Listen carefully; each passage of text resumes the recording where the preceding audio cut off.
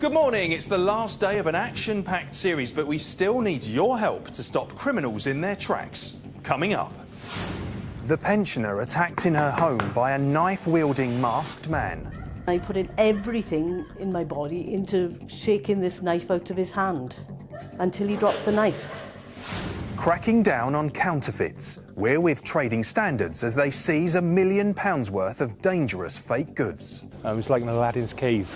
Michael Kors watches, GHD straighteners, and an awful lot of Apple chargers. Seeing as we spend a lot of time trying to catch criminals, today I'll be finding out exactly what happens when they're taken into custody. Live for the next 45 minutes, you're watching Crimewatch Roadshow.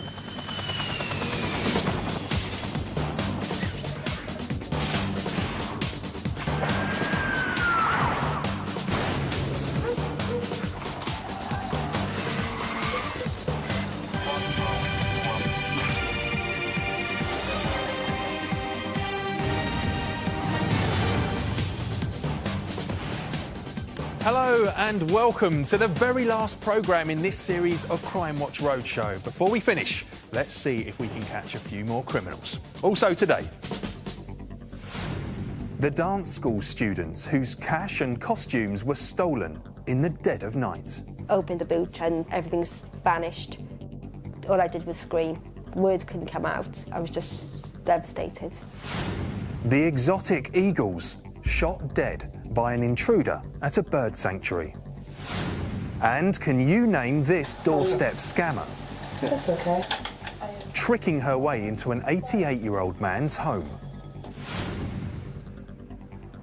Today, the team have reached Cardiff Bay, and Tina, I hear you're in a spot of bother. What's going on? Ralph, I'm at Cardiff Bay Police Station, one of the busiest in the UK. Every week, around 300 people will end up here in a custody suite. And this morning, I will be getting a real taste of what it's like to be banged up. I just hope someone's got a key. But before all of that, police need your help to catch the masked man who forced his way into a woman's home at knife point. The village of Trinant near Pontypool in South Wales is home to Carol and Paul Tovey. My husband and I have been married for 48 years and we've lived here since 1981. It is a lovely village, it's very quiet here and it's as if you are virtually in the country.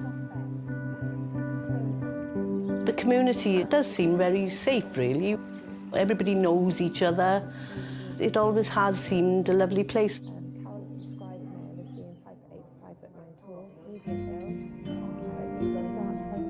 One morning back in March, before going to work, Carol was on her computer.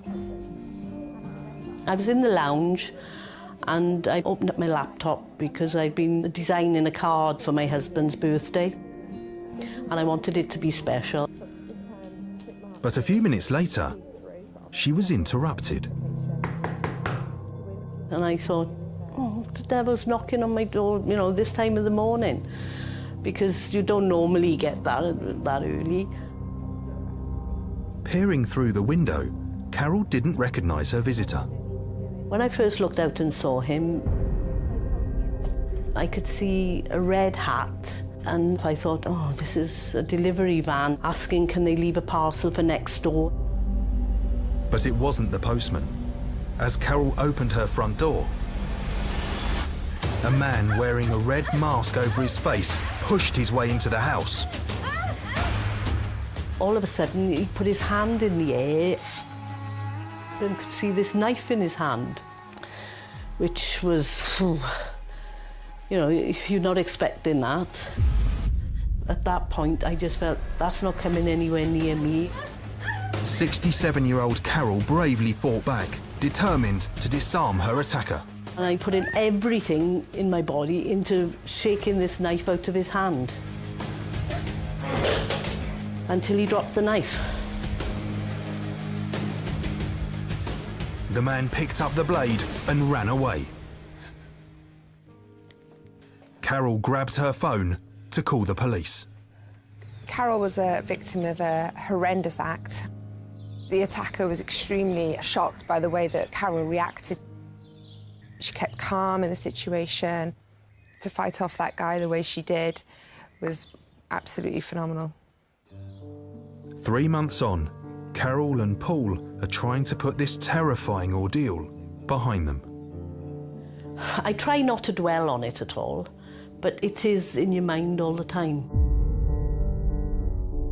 I think she was very brave. This person, whoever he is, he's put her through hell. And it's something that you wouldn't expect to happen in your own home. It's not a nice thing to go through at all, and I would hate to think of anybody else having to go through it. A really frightening attack. Detective Cara Bafico from Gwent Police is with me. It's amazing that Carol fought back. Yeah, the fact that she fought someone with a knife must have been extremely frightening for her. And a very unusual crime, particularly in this quiet area of Wales. We can see a map of where the attack happened. Talk us through the location. Trinant is a very peaceful, safe community. Very little crime happens in the area, and it's very unusual for something like this to happen there. So what do we know about the suspect? The suspect, the fact that he forced entry with a knife, means that the incident could have ended completely differently to the way it does. Carol has described him as being about 5'8" to 5'9" tall, medium build. He's wearing dark clothing. She described his voice as being fairly deep, with a local Welsh accent, and he was wearing a red mask. And that red mask is really unusual. Carol described it as looking like a morph suit. Yeah, we have something similar here. The slit marks in the mask so that he could look out, but obviously hiding his identification. So we're looking for anybody that's seen anybody in a red morph suit on the 31st of March 2017, about 8:30 in the morning. And obviously, you know, if they saw anyone acting suspiciously, to please contact us. Thanks, Cara. If you can help, please get in touch. Rav. Thanks, Tina. Now, detectives from the Met have asked us to make an urgent appeal. This 92-year-old woman was making her way along Hoxton Street in Hackney in East London when a man grabbed her bag from behind and dragged her along the road in a violent and shocking robbery. It happened just last Tuesday at around 2:30 p.m. These images show the horrific injuries the pensioner suffered. Detectives want your help to find this man, 28-year-old Sanchez Edwards, who they want to question about the robbery. This is him at 7 o'clock last night at Bethnal Green Underground Station. He's described as dangerous, so if you know where he is, just dial 999. Next, our final batch of criminals caught on CCTV, so watch carefully. The elderly man who owns this property recently had some maintenance work done to his home. Watch how one of the workmen comes to ask for payment from him for a second time. You remember me? The boss in me back does a balance owed to the company. Police say the pensioner was originally cold-called and pressured into having repair work done that wasn't needed. The man claims money is still owed to the company, but it's already been paid. It's on receipt clearance day. We're supposed to come back in 2 weeks. It's been 3 weeks. We haven't heard from you. In fact, detectives say over £6,000 was obtained by fraudulently cashing cheques. Officers also want to speak to these two men who visited a month earlier to check on the work that police say was shoddy and unnecessary. Can you help name these men? We'd love to hear from you.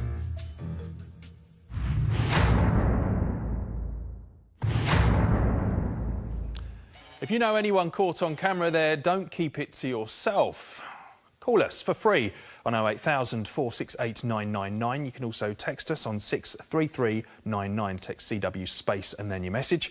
Text will be charged at your standard message rate, or send us an email. The address is cwr@bbc.co.uk. Rav, I never thought I'd be in this position, being booked into custody at a police station. It's pretty daunting. Now, this is a real custody suite at the heart of Cardiff Bay Police Station. It's used when the main one is full. And here to talk me through the process is Inspector Adrian Snook. You've done this for real many times before. What's going to happen to me this morning? Well, when you first brought in, the arresting officer would tell the custody sergeant why you've been arrested, and then the custody sergeant would explain to you your rights and entitlements while you're in custody, and also ask a lot of medical questions so we can treat any medical issues you might have whilst you're in custody. I notice I'm being filmed. There are lots of cameras everywhere. Yeah, it gives an openness and transparency to the custody process that in years gone by we haven't had. And of course, every suspect is different, so you're having to make a lot of decisions. That's right, we want to make sure we treat everybody in accordance with their own individual needs. OK, so let's assume I'm well and cooperating. What happens to me now? Well, then, when the officers would search you... Right, let's do this. What are they looking for?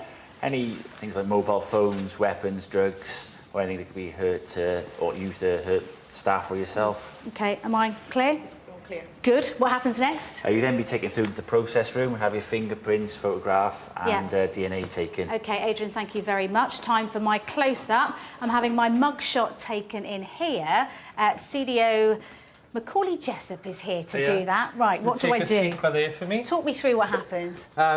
Firstly, we'll get the offender to come in, take a seat, explain to them what's happening, that their photograph, fingerprints and footprint impression is being taken, and they'll go onto a system, make sure they're not involved in any outstanding crimes. So if you look at the top circle for me, that'll take your picture. There you go, if you have a look on the screen. I don't think you've got my best side there. Fingerprints next. If you come up by here for me. OK. Just pass me your index four fingers. Right, they'll come back with a response shortly, and then we'll be able to confirm your identity and make sure you're not involved in any outstanding crimes. OK, thank you very much. Now, later on, it's not over there yet for me. Later on, I'll be breathalyzed and locked up as well. Rav. Oh dear, Tina, it's not looking good. Right, lots more to come on the programme, including the fake workman who bullied Irona into handing over thousands of pounds. I said, you haven't done the work. He said, I've done the job and you have to pay me for it. And the police aid convoy, putting counterfeit clothing to good use in some of the world's poorest countries.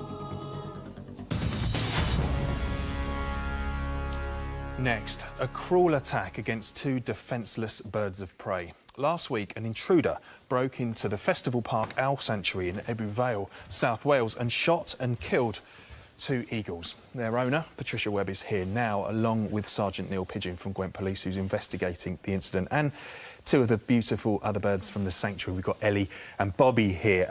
Patricia, if I start with you, they are such gorgeous animals, these birds of prey, so it's a shock to think that anyone would want to harm them. Exactly. I mean, the two eagles that were killed, one was a steppe eagle from Russia, the other one was a tawny eagle from Africa, and one of them was a birthday present when Malcolm was 70. Now, Malcolm's your partner. We can see a picture of him here, and it's worth saying Malcolm was actually invited onto the programme and he was too upset because of what happened. Yes, that's right. Understandably. So tell us what did happen then.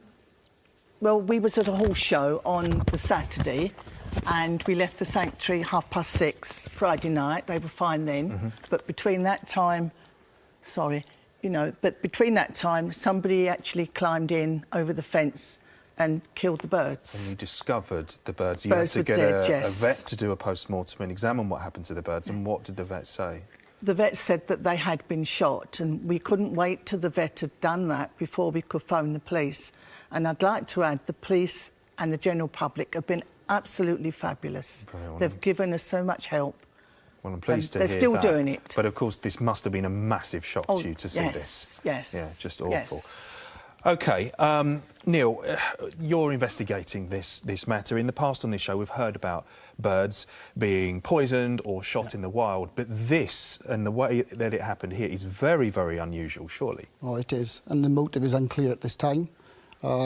We suspect, because the birds have been targeted, the individual has walked into the compound, walked past 14 aviaries, up some steps, and shot the birds. And we believe the bird's been shot with an air weapon or air pistol. OK, and so where this happened, someone has actually had to go past many other birds that seemingly have been ignored in order to target these two eagles and kill them in his case, which is just horrific. So how can viewers help, Neil? Please come forward. We know the incident took place between 6:30 p.m. on the 30th of June and between 8 a.m. the 1st of July. And you think this is the sort of thing that someone may have, in a twisted way, bragged about or spoken about, told their friends, and it's those friends that you want to hear from, isn't it? Yeah, absolutely. We know the location is close to a local shopping centre and someone must have seen or heard something that day. OK, well, let's hope someone gets in touch and someone can help. Thank you both for joining us. Thank you. Tina. Next, a major operation by trading standards and police to stop fake and even dangerous goods hitting our streets. Big name brands, from phones to shoes. What do they all have in common? These are all counterfeits made by criminals who've cut corners to make a quick buck. They're usually very shoddily made, or worse. Much worse. This is a fake NutriBullet blender, exploding seconds after its blade got stuck. Many counterfeits, like these phone chargers or hair straighteners, are missing vital safety components found in the real thing, causing them to overheat and start fires. But who's supplying all these dodgy goods?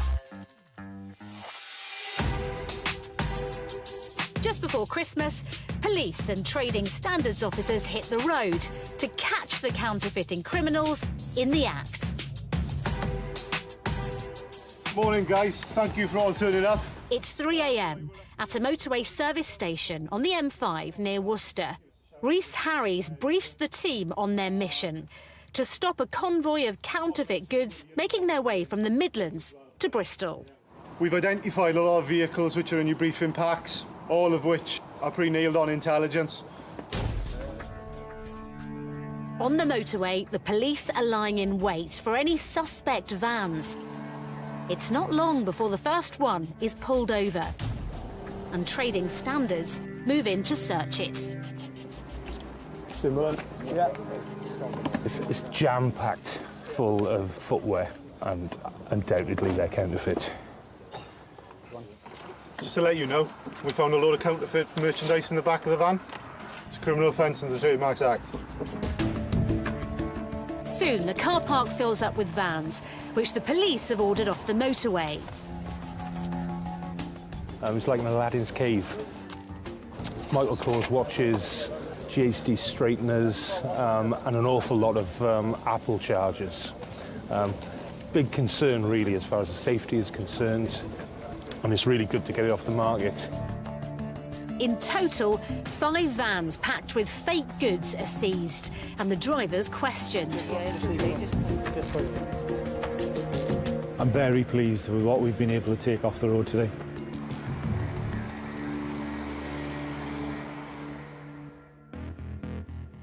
The operation was a massive success, but prosecuting those responsible will take time.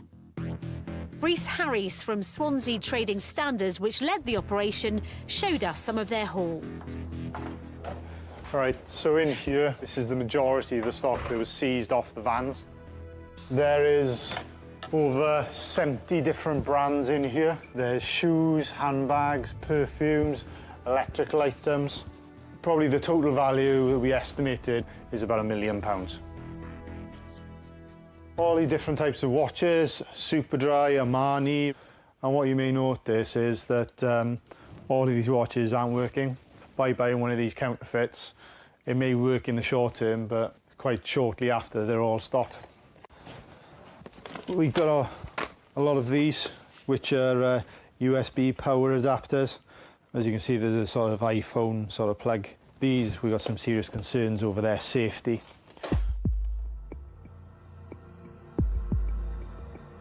To investigate further, the plugs are sent for a series of specialist safety tests.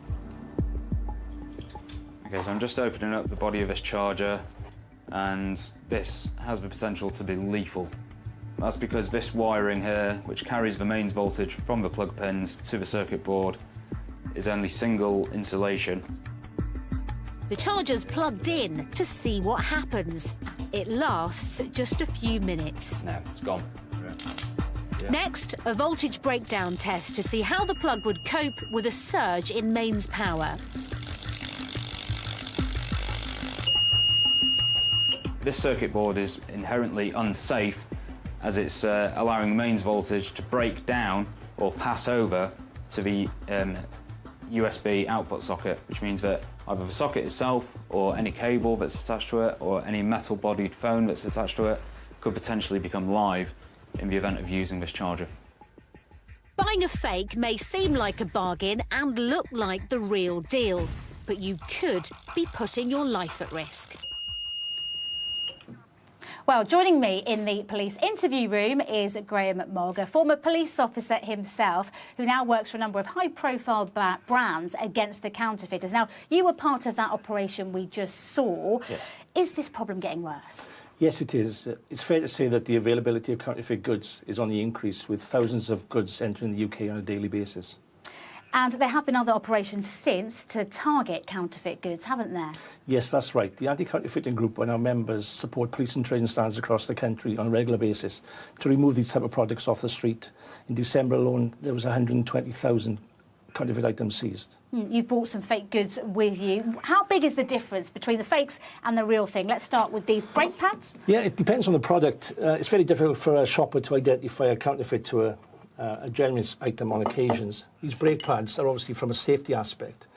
This one is fake because there's no grip on it at all, there's no friction. It's not going to stop a car if you apply the brakes. They look the same, don't they? And yes, they do. What's this? This is a bit of a twist on counterfeiting. So this is a garage service stamp. And we see now that people are selling these online, using them to put on the service stamp of cars, so when they sell the cars, it appears that they've got a full service history, when in fact they haven't. And these boots look like the real deal. Yes, they do, and I think people forget that the boots also have a safety aspect to it, so banned substances are used to actually colour the material, which could be harmful to the consumer. OK, thank you. A clear warning on the dangers of buying fakes. And later we'll be seeing how safe counterfeit items are put to good use by actually helping people in less fortunate parts of the world. Thank you, Tina. Well, it's not just fake goods that you have to watch out for. It's also scammers trying to rip people off on their doorsteps. But the police are using new techniques to try to catch these crooks in the act. I felt threatened, intimidated, but I think he was used to that. I was nothing to him. I was just money.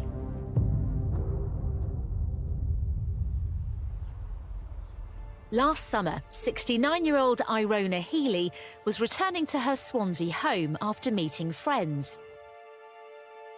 So as I was going to let myself in through the door, I looked up and there was a young gentleman coming down the drive and asked if I would like to have my drive and patios washed. He did seem quite genuinely nice. And I said, well, I'm thinking of it, so how much would you charge? And he said it would be £150. And I said, oh, that sounds reasonable. So I said, yes, OK, you can do that for £150. But after agreeing the price, two other men suddenly appeared. The two men followed me into the garage. And they said, how much did he quote you for doing this? I said, 150. I said, oh, he's made a mistake. It's much more than that. And he said, it's £5,000. And I said, no, I can't pay that much. You know, I just can't. He said eventually 2,500, and they'd reline everything. It would look like new. And I said, OK. But he said, we got to have the money today. Irona says she felt pressured to go to the bank to withdraw the cash.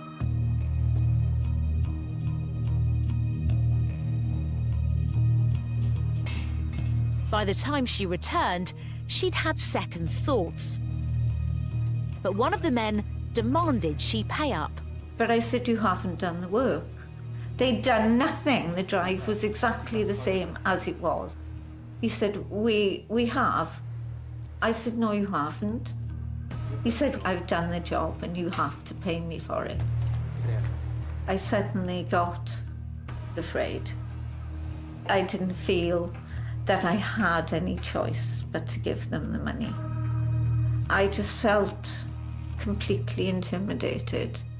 I stayed in the garage for the next 2.5 hours, just in case they were still out there.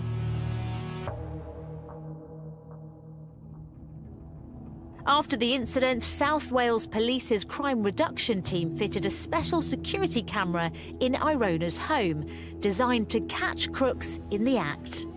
A memo cam is a concealed camera device. It's quite often disguised to look like an everyday household object. They'll keep targeting the same person. It makes it very difficult. We can't be there 24 hours a day, 7 days a week. So the use of technology means that we can capture the images we need to prosecute people when they do return. A few miles away, police fitted a device in the home of a vulnerable 88-year-old man who'd been repeatedly targeted by a gang of fraudsters. In December, the camera captured a visit from a young woman, claiming to be from his bank. HSBC, that's a replace it. Oh, that's okay. But the woman wasn't from the bank. After just 1 minute, she left. The man's bank card was later used to withdraw cash and make expensive purchases. We believe that over a 2-year period, fraudsters have taken in excess of £13,500 from the victim. Female on the CCTV footage is white. She's aged between 18 to 30 years of age. She's 5'7", she's medium build, and she has dark shoulder length hair. We'd urge the public to come forward with any information and whether they know this female, because she is a person of interest for our investigation. Just appalling. And the 88-year-old victim had thousands of pounds taken from his bank account over a 2-year period. Police think a gang was responsible and really want to speak to the woman you saw there in the CCTV who claimed to be from a bank. Now, if you know who she is, please do come forward. Well, joining me now is Tony Payne from South Wales Police's Crime Reduction Tactical Unit. Remind us again, Tony, of the first case in that film, Irona Healy, who was subjected to that driveway cleaning scam in July last year. Who are you looking for? We're looking for 3 tanned white males. The first one is described as being about 18 years of age. The second one has blonde hair of a muscular build and age between 28 and 30. And the third is described as having brunette hair and of the same age. We saw there you were using special hidden cameras fitted in the homes of vulnerable people. Why are they useful? They provide reassurance for the victim, and of course they help us provide the evidence of the offenders, because we're aware this type of criminal frequently calls back, and so it helps us get the evidence to catch the people responsible. How successful have they been? They've been very successful. As I say, we put them in when intelligence says somebody is likely to be targeted again, and they're very good. What should people do if they're worried about themselves or if they're worried about another vulnerable person being targeted in this way? What advice would you give them? Well, first of all, they should report it using the 101 phone system, or in an emergency, 999. You have 14 days cancellation rights when people are cold calling. Give yourself time. Get a second opinion. There are organisations out there that can give you some advice. You can call Citizens Advice Bureau, Trading Standards. Okay. Thank you very much, Tony. That's good advice from you. Remember, if you've been a victim of any crime, you can call Victim Support 0808 1689 111 is their number. Rav. Thanks, Tina. Now let's look at these wanted faces. First up today is Abdul Ghani. Detectives would like to question him in connection with the sexual assault of a teenage girl in 2011. He's 31 and has links to Uxbridge, Southampton and Ivor in Buckinghamshire. Next, this smiling man is Hamza Hassan Saeed. Detectives want to question him in connection with the supply of Class A drugs across Oxford. The 24-year-old also has links to Ilford and Redbridge in Greater London. This here is Thomas Mongan. The 29-year-old is wanted for questioning after 5 burglaries at shops across south-east England, where the windows have been smashed and the tills snatched. Mongan has an Irish accent and links to traveller sites in Lewisham, Bromley and Orpington. And finally for today, this is Raphael Joseph Broder. Detectives would like to speak to him in connection to a case of blackmail and the breach of a restraining order. He's also wanted for failing to appear in court. He's 30 and originally from Poland and has a tattoo of the words Scyzoryk on his right arm and links to York and Selby. So if you know where any of these faces are, make sure you get in touch using the numbers on screen. Now, one reason you might end up in a custody suite like this is if police think you've been driving under the influence of drink or drugs. Now, PC Liam Buttle is here with me from the Roads Policing Unit. A very good morning to you. You were about to test me. Yes. How would it work if you stopped me and you thought I've been drink driving? If I thought you'd been drink driving, we do a screening test on the roadside using this device. So I'll just set it up for you now. I'm going to put 21 years of age in. Yeah. Yeah, let's go to 21. I'm not going to argue with that. What we need to do for you then is if you take a nice lungful of breath for Okay. me, seal them out on the tube and blow in there until I ask you to stop. That's lovely, thank you. What happened now, it'll show me that the sample's been taken. It'll analyse the breath that you've given me on there, and hopefully very shortly we should get some zeros on there. Fingers crossed. Yeah, fingers crossed, 0. That's great, great start. If you were unlucky enough, obviously that was positive. Yeah. What would happen, we'd bring you to the station here and then we'd use this machine Right. and get a further 2 samples of breath off you. And those are the 2 samples of breath that we used in court as evidence. And that's more accurate. That is a more accurate device, yes. And the other test you're doing more and more of is drug testing for drivers as well. How does that work? So we use the drug swipe for drugs. So this is quite simple. We take this bit off here. We take some saliva from you. So we pop your tongue out for me, and we just swipe it on your tongue. It goes back into the device here. Yeah. And we would wait for 8 minutes. We did this one previously. We did. You can see that there's 2 red lines on the device there, which tells us that it's tested for cannabis and cocaine. And if it was positive for either or both of those, you'd get a secondary red line that would come up onto the device. And at that point then, you'd be arrested and brought here so that we could take a sample of blood for you for analysis. So the good news is I've passed both tests. You have passed both tests with flying colours, yes. OK, good. It's a pretty rough day in the office for me. I've had my fingerprints taken, I've been handcuffed, I've just been breathalyzed. What next? I dread to think. Next, though, a sneaky theft which left a group of young dancers devastated. Lisa Clark runs a dance school in Cardiff. Been running it now for nearly 22 years. It's quite full-time, classes, evenings and weekends. The students work hard. They're all from all different areas of backgrounds. The parents pay a lot of money for their costumes, their competitions, their dance exams. You know, they all want their children to do very, very well.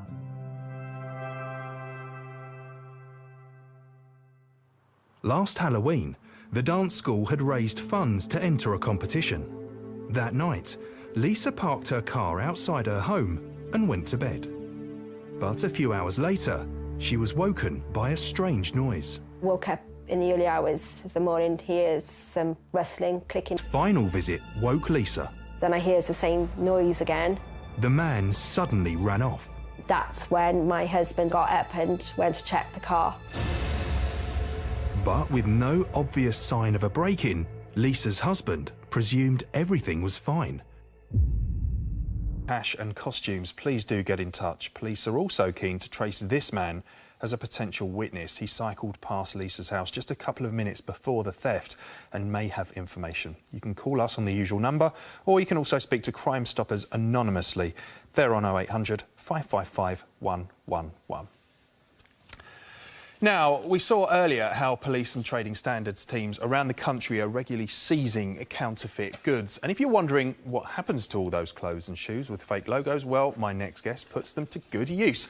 David Scott is the chairman of the National Police Aid Convoy, or NPAC. And David, we met you right back on the very first episode of this series of Crimewatch Roadshow. You were just about to go off to Zambia on a very special trip. You promised to come back. I know you only landed a few hours ago. How was it?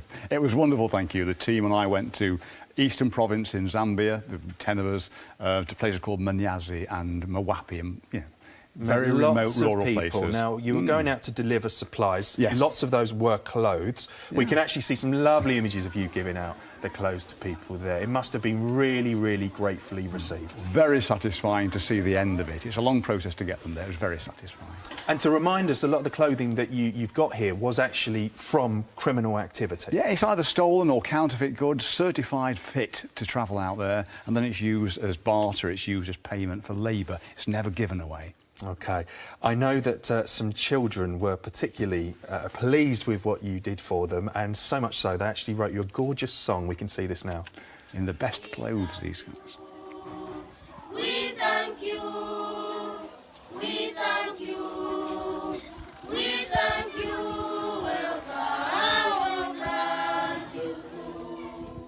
That must have been pretty moving for you, David. Yes, it was. Unexpected, written for us. It was very touching. Because these people, they have nothing, do they? So they must have been so grateful that you were able to give them something. Grateful for the school equipment, grateful for the clothing, for the men to labour, to dig the toilets and things like that. And to remind us, they aren't just given anything. No. There's a way that they have to earn it. It has to be earned. The local committee, the local PTA, will engage people to do it. These clothes take on a value far more than they do here. A man will labour all day digging latrines and things for a pair of trainers for his son to go to school. That's absolutely fantastic.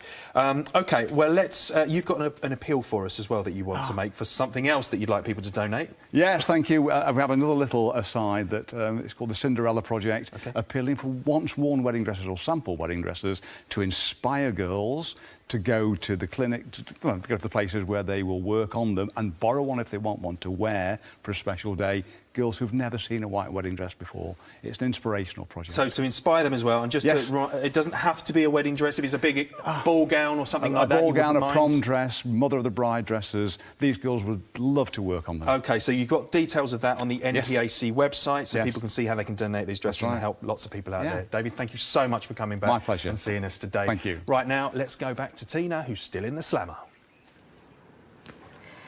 Yeah, this is my cell area in the police custody suite. I think my breakfast has just arrived.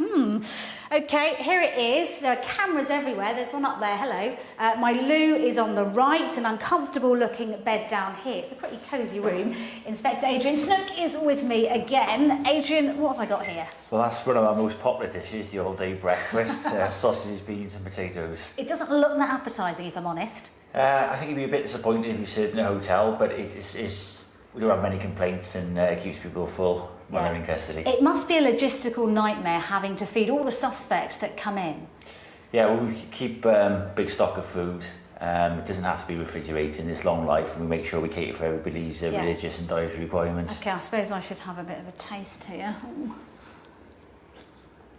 Not the best. Anyway, let's move on from the food. What else do you do before I come into here? Well, after the sergeant's asking you the additional questions about your health and well-being, if it's deemed that you might be a risk to yourself, put you in a RIP suit to prevent you from harming yourself whilst you're in the cell. That looks pretty sturdy. OK, and this is my bed. Doesn't look very comfortable. Again, we don't get too many complaints, and we can provide you a blanket if you need it. OK, let's tuck into my breakfast. Ralph, shall I save you some? Yeah, I'm good, thanks, Tina. Time now for our last look at what's been coming in on the calls, texts and emails. And there's been yet another arrest. This is one of our wanted faces that we've featured. A man was wanted in connection with a shooting and has now been charged, and he's currently being held on remand. And you may remember we asked for your help after Sally Hawkins was one of 16 victims of a serial sex offender who was exposing himself to women in Dorset. Well, you've given police some names, and officers say they're chasing up potentially strong leads. Great news there. Well, that's almost the end of the road for this series of Crimewatch Roadshow, and it has been an action-packed month. Hello. Good morning and welcome to a brand new series of Crimewatch Roadshow. Even the smallest microscopic clues can make all the difference. So how they turn pups like this little one into professional police dogs. OK, I stalled it.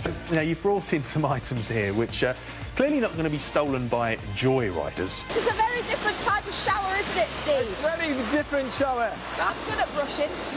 to put you back into it. These, I would say, are definitely some of the cutest guests that we've had on this series. Wait, we're talking. That was quick. The cutest new additions to the police dog unit.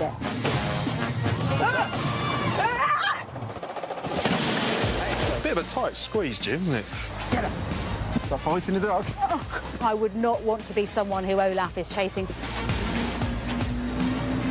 Turn around and face the wall. Let's see what she can do.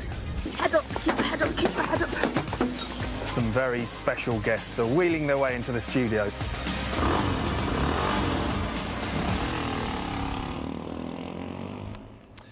What a month. Tina, I can see they've finally let you out, but you and Michelle have certainly clocked up some mileage, haven't you?